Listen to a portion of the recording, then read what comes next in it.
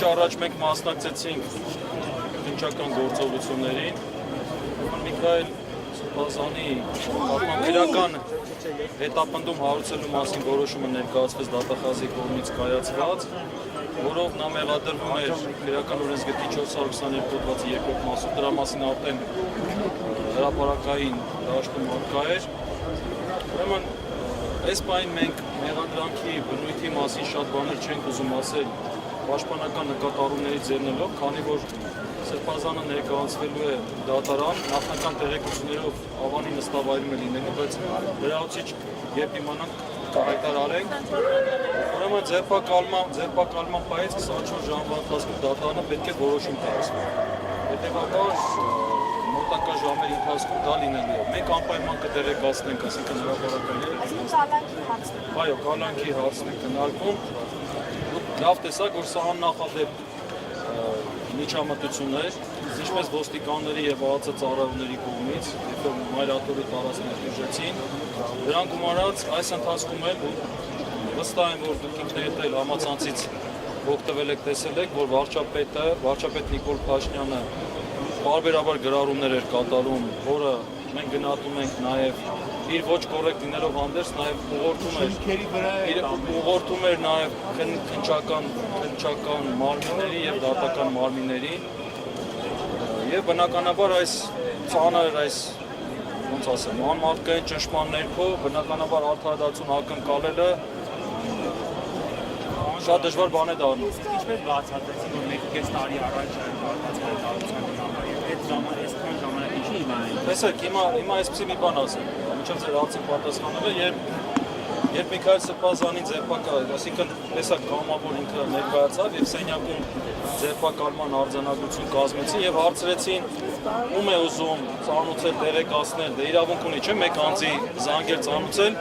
Միքայել Սրբազանը ասեց ուզում եմ վարչապետ Նիկոլ Փաշինյանին տեղեկացնել, որ ձերբակալված է։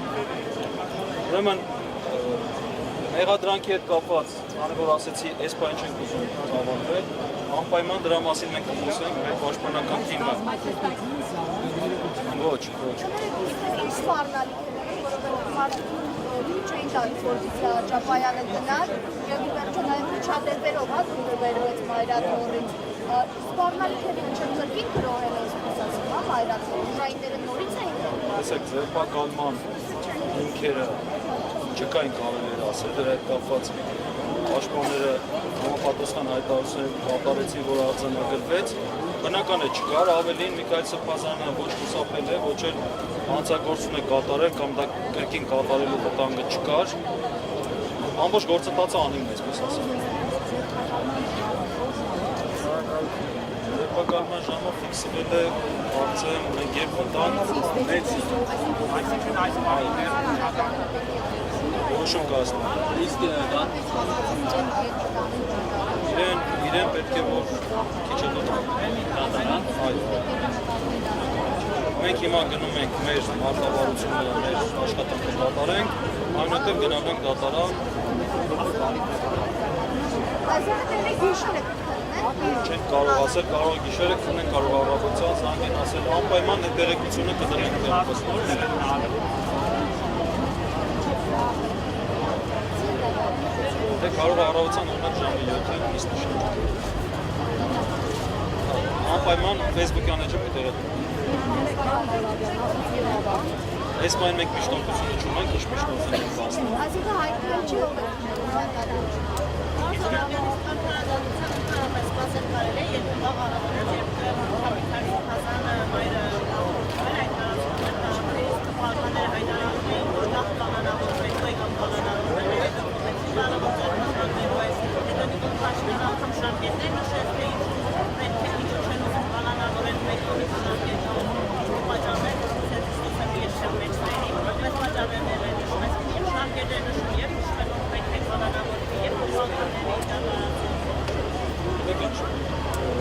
Մենք նույնպես դա տեսել ենք, արձանագրել ենք, դա ուղղակի ճնշման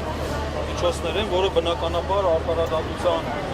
այսպես ասեմ, իրականացնողներին կաշխատելու են եւ մենք երբ իմանանք դատավորի անուն ազգանունը, արդեն իմանանք թե ինչ հետ ենք գործում։ Բնականաբար Այսպես մեծ հույսեր չունենք, որ լավ է լինելու, բայց մեղադրանքը ինքնին ակնհայտ անհիմն է, չկա մեղադրանք։ Լավ, այս մեջից գնալու եք դեսակավարությունը։ Գնալու ենք մեր աշխատանքային, մեր աշխատանքը Սրբազանի տանելու են դատարան։ Ինչու եթե Կարգ այդպես է։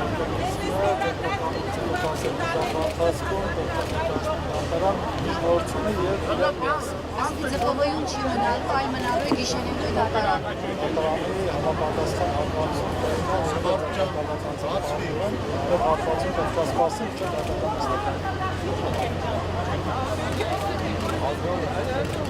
Հայերը շատ վիճակում են։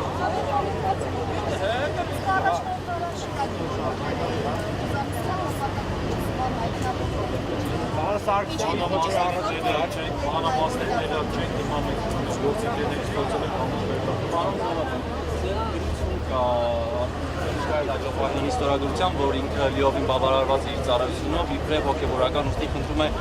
իր անունը չնշանակել վարչապետի տեխնացուների շարքում, դուք եք դրել ձեր էջում։ Այո, քանի որ մենք նաև տեղեկացանք, որ նման քննարկումներ է գնում եւ Միքայել Սրբազյանը անունը քննարկում է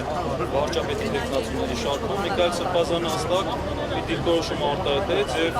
խնդրեց, որ մենք դա հրապարակենք, որ ինքը բավարարված է հոգևոր ծառայությունից, այսինքն ինքը հոգևոր առաքելությունից չի պատրաստվում շեղվել եւ բնականաբար դեմ է, որ իր անունը քննարկեն այդ տեխնացուների ցանկությամբ։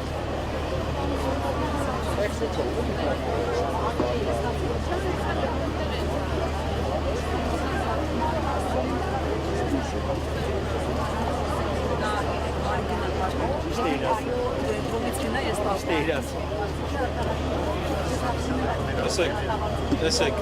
ես շատ բաներ հիմա չեմ ուզում ասել, բայց ուրեմն քրեական օրենսգրքի այդ հոդվածով նախատեսված կոչ չի կարող լինել, ուղղակի չի եղել։ Մենք բնականաբար ընթացքում ավելի մանրամասների մասին խոսենք, Պաշտպան պարոն Սարգսյանի կողմից հստակ հարցադրում ներկայացվեց, որպեսզի մեղադրանքի հետ կապված այս որոշակի ճշտումներ անեն, որովհետև դա պարզ չէ, փաստական կողմը մեղադրանքի։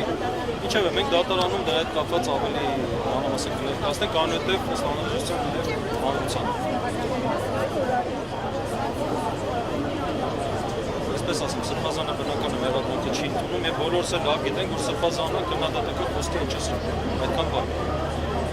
Այսօրվա իրավապահների մոտեցումը նա է, եթե ձեզանց որևէ մեկը այսօր կանյաց, որ այս իշխանությունը պետք է փոխվի,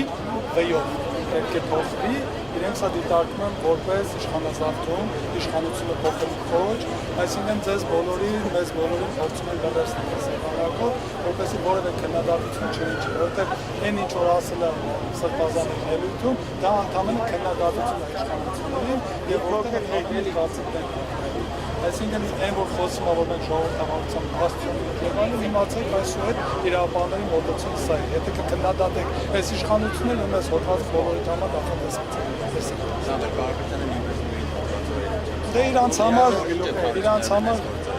Գիտեք, սա մի նպատակ է, հետապնդում բոլորին լրացնել։ Ցանկացած անձ, ով կարողանում է հեղինակություն, կարողանում է երկու հոգու խոսքը հասցնել, իրեն կալանավորել։ Սա է։